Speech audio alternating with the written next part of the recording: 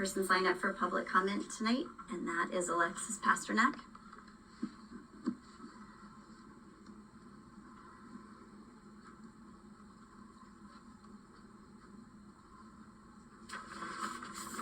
Hi, I'll be quick, guys. I know you want to get out of here. Alexis Pasternak, Haverford, Pennsylvania. Board, good evening. Dr. Rushi. I'm going to just be brief. I'm here to touch upon a concern that I have, and I've touched upon it before in correspondence and at meetings, but it's liability, and it's liability concerning the GET policy 259. As I've said before, I support all students, and transgender, gay, whatever. All students should feel supported. But my concern is the pronouns portion, the ability to not let a parent know, the privacy and confidentiality part as well. Again, I'm just concerned about liability if something were to happen where a parent were to find out that information was withheld from them. And I think parents should absolutely be kept in the loop about what's going on with their children. I do realize there are parents that are not as kind and welcoming, but I think you'll find that most are.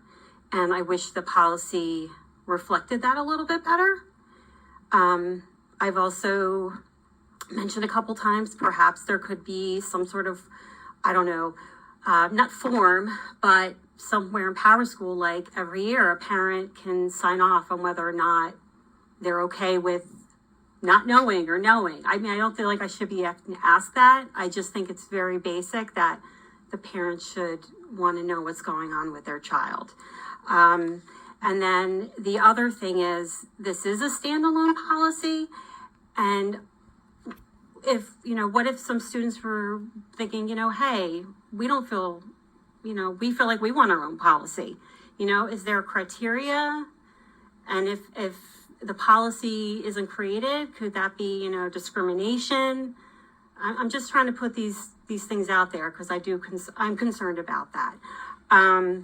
And then lastly, I had sent a right to know to the district asking about whether or not the district had a gender support plan template, if they had issued any guidance or updates to the district regarding the policy, and whether or not any surveys or questionnaires have been issued to any students between July 1st of this year and October 25th. And the response I received was that there was a good faith search conducted and no responsive records were identified. So that concerns me as well. What's the current is, or I've heard things that they are asking pronouns and then I'm hearing they're not. So I don't know. I just think a little bit more clarification would help. Thank you.